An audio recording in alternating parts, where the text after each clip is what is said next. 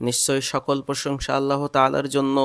আমরা তারই প্রশংসা করি, তারই নিকট সাহায্য ও ক্ষমা প্রার্থনা করি এবং আমাদের প্রবৃত্তির অনিষ্ট আমল সমূহ থেকে তারই নিকট আশ্রয় চাই।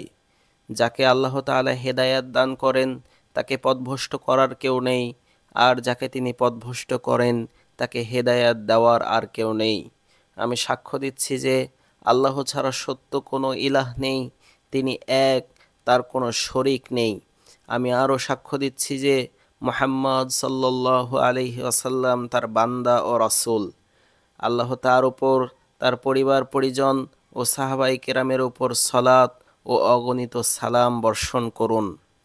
অতঃপর হে আল্লাহর বান্দাগণ, আপনারা যথাযথভাবে আল্লাহকে ভয় করুন এবং প্রকাশ্যে ও গোপনে সবসময় তাকে ধ্যানে ও জ্ঞানে রাখুন। হে মুসলিমগণ, আল্লাহ তাআলা রাত ও দিন সমূহের মর্যাদার মধ্যে তারতম্য করেছেন এবং এবাদতের বিশেষ কিছু মৌসুম দ্বারা তার বান্দাদের প্রতি অনুগ্রহ করেছেন, যেন মুমিনগণ তাদের মর্যাদায় আরও উন্নীত হতে পারে। যেসব ফজিলতপূর্ণ দিনের মর্যাদা আল্লাহ তাআলা উন্নীত করেছেন এবং যেগুলোর গুরুত্ব বাড়িয়ে দিয়েছেন, সেগুলোর মধ্যে অন্যতম হল জিলহজ মাসের প্রথম 10 দিন।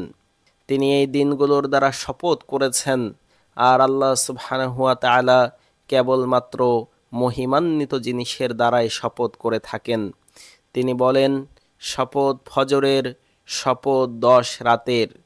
এগুলো আল্লাহ তাআলার সম্মানিত দিনসমূহের অন্তর্ভুক্ত এবং হজের সুবিদিত মাসগুলোর সমাপ্তি রমাদানের শেষ দশকের দিনগুলোর চেয়েও উত্তম।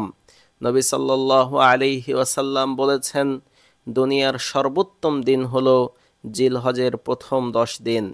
শাইখুল ইসলাম রাহিমাহুল্লাহ বলেছেন, জিলহজের প্রথম 10 দিন রমাদানের শেষ 10 দিনের চেয়ে উত্তম, আর রমাদানের শেষ 10 রাত জিলহজের প্রথম 10 রাতের চেয়ে উত্তম। এই দিনগুলোর নেক আমল অন্য যে কোনো সময়ের তুলনায় আল্লাহ তাআলার কাছে অধিক প্রিয়। নবী সাল্লাল্লাহু আলাইহি ওয়াসাল্লাম বলেছেন, জিলহজ মাসের প্রথম 10 দিনের আমলের চেয়ে অন্য কোনো দিনের আমলই উত্তম নয়। তারা জিজ্ঞাসা করলেন, জিহাদও কি উত্তম নয়? নবী সাল্লাল্লাহু আলাইহি ওয়াসাল্লাম বললেন, জিহাদও নয়, তবে সেই ব্যক্তি ছাড়া যে নিজের জান ও মালের ঝুঁকি নিয়ে জিহাদে যায় এবং কিছুই নিয়ে ফিরে আসে না। এই দিনসমূহে সালাত, সাদাকা, সিয়াম, হজ ও কোরবানি ইত্যাদি প্রধান ইবাদতগুলো একত্রিত হয়। এই দশকের দিনগুলোর অন্যতম নিদর্শন হল পবিত্র বাইতুল্লাহ হজ পালন, যা ইসলামের একটি রুকন এবং মহান ভিত্তিসমূহের মধ্যে অন্যতম একটি ভিত্তি।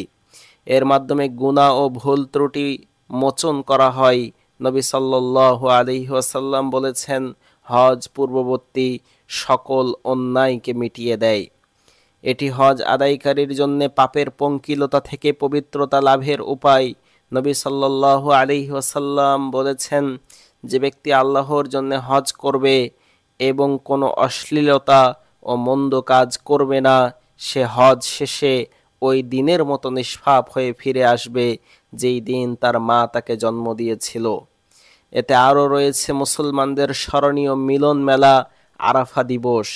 এটি মুসলমানদের জন্য একটি অত্যন্ত মহতি দিবস, কেননা হাদিসে এসেছে, আরাফার মতো এমন কোনো দিবস নেই যাতে এত অধিক সংখ্যক বান্দাকে আল্লাহ তাআলা জাহান্নাম থেকে মুক্তি প্রদান করেন। এটি দোয়া, প্রত্যাশা, ভীতি ও অসহায়ত্ব এবং মিনতির দিন। ইবনে আব্দুল বার রাহিমাহুল্লাহ বলেন, আরাফার দিবসের প্রতিটি দোয়া অধিকাংশ ক্ষেত্রে কবুল হয়। এই দশকে রয়েছে ইয়াউমুন নাহার তথা কোরবানি বা পশু জবাইয়ের দিন, যা মুসলমানদের 2 ঈদের অন্যতম এবং আল্লাহর নিকট সবচেয়ে মহান ও সর্বোচ্চ মর্যাদাপূর্ণ দিবস। নবী সাল্লাল্লাহু আলাইহি ওয়াসাল্লাম বিদায় হজের সময় ইয়াউমুন নাহারের খুতবায় বলেন, জেনে রেখো, এটিই হলো তোমাদের সবচেয়ে মর্যাদাপূর্ণ দিবস। এটি হজের দিনসমূহের মধ্যে সবচেয়ে বেশি সম্মানিত ও অধিক উল্লেখযোগ্য দিবস এবং ইসলামের নিদর্শনের সবচেয়ে বেশি প্রকাশ এই দিনেই ঘটে থাকে। এটি হলো হজের প্রধানতম দিবস, যা সম্পর্কে আল্লাহ তাআলা বলেন, মহান হজের দিনে আল্লাহ ও তার রাসূলের পক্ষ থেকে মানুষের প্রতি ঘোষণা। আর এদিনেই আল্লাহ এই উম্মতের দিন পরিপূর্ণ করেছেন। মুসলমানদের মনে পবিত্র বাইতুল্লাহর হজ করার জন্য তীব্র আকাঙ্ক্ষা থাকে, আর আল্লাহ বান্দার উপর অনুগ্রহ করে শুধু সক্ষম ব্যক্তির উপরেই তা ফরজ করেছেন। এমত অবস্থায় কেউ যদি হজ করার প্রবল ইচ্ছা পোষণ করে কিন্তু তা আদায়ে সক্ষম না হয়, তাহলে সে এর সওয়াব পেয়ে যাবে। এই বরকতময় দশকে মুস্তাহাব হলো প্রথম 9 দিন সিয়াম পালন করা। ইমাম নববী রহিমাহুল্লাহ বলেন, এটি গুরুত্বপূর্ণ মুস্তাহাব। আরাফার দিবসের সিয়াম সম্পর্কে হাদিসে এসেছে, এটি বিগত বছর ও পরবর্তী বছরের কাফফারা স্বরূপ। তবে হাজিদের জন্য উত্তম হলো নবী সাল্লাল্লাহু আলাইহি ওয়াসাল্লামের অনুসরণে সেই দিন রোজা না রাখা। এই দশকের আরও মুস্তাহাব হলো বেশি বেশি আল্লাহর জিকির করা। মহান আল্লাহ তাআলা বলেন, তারা যেন সুবিদিত এই দিনগুলোতে আল্লাহর নাম স্মরণ করে। নবী সাল্লাল্লাহু আলাইহি ওয়াসাল্লাম বলেছেন, কাজেই তোমরা এই সময়ে বেশি বেশি তাহলিল, তাকবীর ও তাহমিদ পাঠ করো। জিলহজের প্রথম দশকের নিদর্শন সমূহের অন্যতম হলো প্রতিটি মুহূর্তে সাধারণভাবে তাকবীর পাঠ করা, আর তাকবীরে মুকাইয়াদ তথা শর্তযুক্ত তাকবীরের বিধান রাখা হয়েছে হাজি ও অন্যান্যদের জন্য। আরাফার দিবসের ফজর থেকে আইয়ামে তাশরিকের শেষ দিন আসর পর্যন্ত ফরজ সালাত সমূহের পর এ সময় আল্লাহর মহান কিতাব তেলাওয়াতের সওয়াব হলো অত্যন্ত বেশি, সওয়াব হবে বহুগুণ। এ সময় যারা আল্লাহর কোরআন তেলাওয়াত করে তাদের সওয়াব বহুগুণ বেশি হবে। আর সাদাকা সৌভাগ্যের দরজা স্বরূপ, বিশেষত যে সাদাকা হবে প্রয়োজনের মুহূর্তে ও ফজিলতপূর্ণ সময়ে। ইয়াউমুন নাহার ও আইয়ামে তাশরিকে একটি আর্থিক ও শারীরিক ইবাদত রয়েছে। আল্লাহ তাআলা যাকে সলাতের সাথে যুক্ত করে বলেছেন, আপনি আপনার রবের জন্য সলাত আদায় করুন এবং কোরবানি করুন। কোরবানির ক্ষেত্রে আল্লাহ তাআলা উদ্বুদ্ধ করেছেন একনিষ্ঠতার ব্যাপারে এবং লৌকিকতা, সুনাম, সুখ্যাতি ও শুধু অভ্যাসের বশবর্তী না হয়ে উদ্দেশ্য যেন হয় এক আল্লাহর সন্তুষ্টি।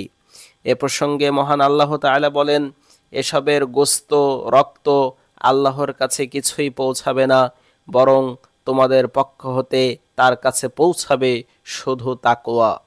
হাদিস শরীফে এসেছে, রাসূল সাল্লাল্লাহু আলাইহি ওয়াসাল্লাম সাদা কালো 2 শিং বিশিষ্ট 2টি ভেড়া কোরবানি করেছিলেন এবং এগুলোকে তিনি নিজ হাতেই জবাই করেছিলেন। হাদিসে বর্ণিত আমলাহাইন শব্দের অর্থ হলো এমন কালো বর্ণ যার পশমের উপর শুভ্রতা বিরাজ করে। আকরানাইন শব্দের অর্থ হলো 2 শিং বিশিষ্ট। সবচেয়ে দামি ও মালিকের কাছে অধিকতর মূল্যবান পশুই কোরবানি করাই সর্বোত্তম। একজন ব্যক্তি তার নিজের ও পরিবারের পক্ষ থেকে একটি ছাগল কোরবানি করলেই যথেষ্ট হবে। যে ব্যক্তি কোরবানি করতে ইচ্ছুক তার উচিত জিলহজ মাসের প্রথম 10 দিন কোরবানি করার আগ পর্যন্ত শরীরের কোনো লোম, নখ উপড়ে বা কেটে না ফেলা।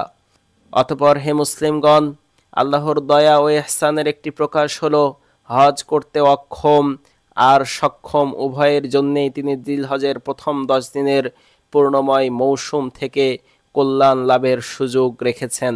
অর্থাৎ হজ করতে সক্ষম হোক বা না হোক, সবার জন্যেই তিনি ফজিলতের দ্বার উন্মুক্ত করেছেন। হজ পালনকারী ব্যক্তি এ বরকতময় সময়কে কাজে লাগানোর পাশাপাশি আল্লাহর কাছে অধিক প্রিয় স্থান পবিত্র মক্কা মুকাররমার সান্নিধ্য লাভের সুযোগ ও সম্মান লাভ করেন। মক্কা হলো সেই ভূমি যার নাম ধরে আল্লাহ সুবহানাহু ওয়া তাআলা শপথ করেছেন, যাকে পবিত্র ও সংরক্ষিত করেছেন, অফুরন্ত কল্যাণ ও বারাকা দ্বারা ধন্য করেছেন এবং নিরাপদ রেখেছেন। এখানে যুদ্ধ বিগ্রহে লিপ্ত হওয়ার কোনো সুযোগ নেই। এখানকার পাক পাখালি নিরাপদ, তাদেরকে তাড়িয়ে দেওয়া যাবে না। এখানকার গাছ গাছালি কর্তন করা যাবে না। অজ্ঞাত বা কুড়িয়ে পাওয়া সম্পদকে মালিকের কাছে পৌঁছে দেওয়া ঘোষণাকারী ছাড়া কেউ সে সম্পদ গ্রহণ করতে পারবে না। রাসূল সাল্লাল্লাহু আলাইহি ওয়াসাল্লাম হিজরতের সময় মক্কার দিকে তাকিয়ে বলেছিলেন, আল্লাহর কসম, আমার কাছে শ্রেষ্ঠ ও অধিকতর প্রিয় স্থান হলে তুমি, আর প্রকৃত সফলকাম সেই হাজি যিনি ইবাদত আনুগত্যের মাধ্যমে বরকতময় দিনগুলোর সময়কে কাজে লাগান পরকালের পাথেয় সঞ্চয় করেন, তাতে আল্লাহর দয়া ও অনুগ্রহের জন্যে নিজেকে উপস্থাপন করেন। আল্লাহ তাআলা আমাকেও আপনাদেরকে তার কিতাব আল কুরআনুল কারীমের বারাকায় শামিল করুন এবং তাতে থাকা আয়াত, সুপ্রতিষ্ঠিত উপদেশ দ্বারা আমাদেরকে উপকৃত করুন। আমি এই কথাই বলছি, আর এ সময় মহান আল্লাহ তাআলার কাছে আমার ও আপনাদের জন্যে ক্ষমা প্রার্থনা করছি। কাজেই আপনারাও তার কাছে ক্ষমা প্রার্থনা করুন, নিশ্চয়ই তিনি অত্যন্ত ক্ষমাশীল, পরম দয়ালু। সমস্ত প্রশংসা আল্লাহ তাআলার জন্য, তার অনুগ্রহের কারণে শুকর আদায় করছি তার তৌফিক ও নিয়ামতের জন্যে। আমি সাক্ষ্য দিচ্ছি যে আল্লাহ ছাড়া সত্য কোনো উপাস্য নেই, তিনি এক, তার কোনো শরীক নেই। এ সাক্ষ্য তার মর্যাদাকে মহামান্বিত করার জন্য। আমি আরও সাক্ষ্য দিচ্ছি যে আমাদের নবী মুহাম্মদ সাল্লাল্লাহু আলাইহি ওয়াসাল্লাম আল্লাহর বান্দা ও রাসূল। আল্লাহ তার উপর, তার পরিবারবর্গ, সাহাবায়ে কেরামের উপর অবিরত শান্তি ও রহমত বর্ষণ করুন।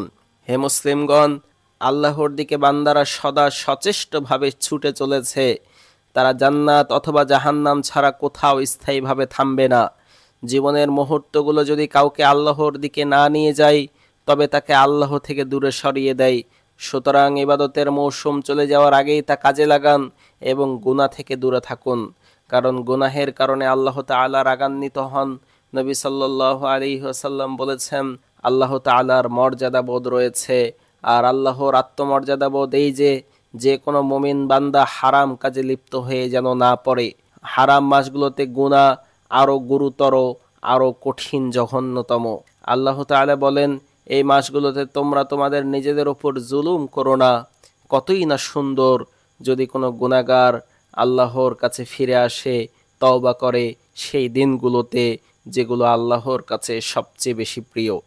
আর কেউ নিজের কথায়, কাজে, দুরবস্থায়, জীবিকায় কিংবা হৃদয়ের পরিবর্তিত পরিস্থিতিতে কোনো ঘাটতি অনুভব করলে সে যেন আল্লাহ তাআলার একত্ববাদ ও ইস্তিগফারকে আঁকড়ে ধরে।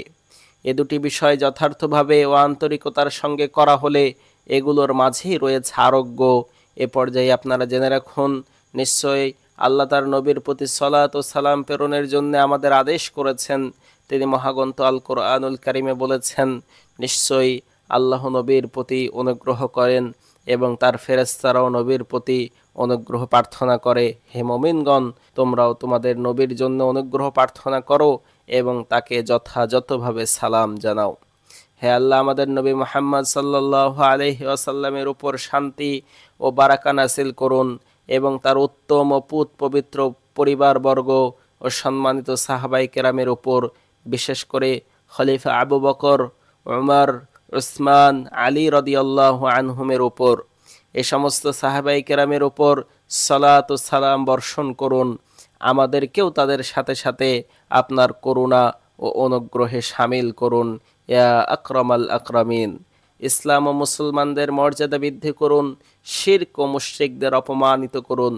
এ দেশ ও মুসলিম বিশ্বের অন্যান্য সকল দেশ নিরাপদ, শান্তিময়, সমৃদ্ধ করুন। হে আল্লাহ, আমাদের ইমাম ও তার যুবরাজকে আপনার প্রিয় ও সন্তুষ্টিমূলক কাজের তৌফিক দান করুন।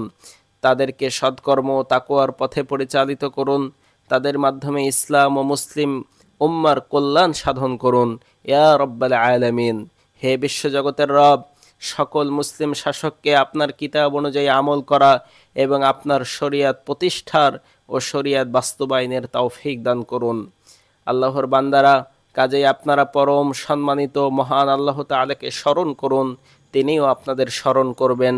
আর আপনারা তার নিয়ামত সমূহের শুকরিয়া জ্ঞাপন করুন, তাহলে তিনি আপনাদেরকে আরও বাড়িয়ে দিবেন। রব্বানা আতিনা ফিদ দুনিয়া হাসানাহ ওয়া ফিল আখিরাতি হাসানাতাও ওয়া কিনা আযাবান নার। ইন্নাল্লাহা ইয়া'মুরু বিল আদলি ওয়াল ইহসান ওয়া ইতা'i যিল কুরবা ওয়া ইয়ানহা আনিল ফাহশাই ওয়াল মুনকারি ওয়াল বাগই ইয়া'iযুকুম লা'আল্লাকুম তাযাক্কারুন। ফাযকুরুনি আযকুরুকুম ওয়াশকুরু লি ওয়া লা তাকফুরুন।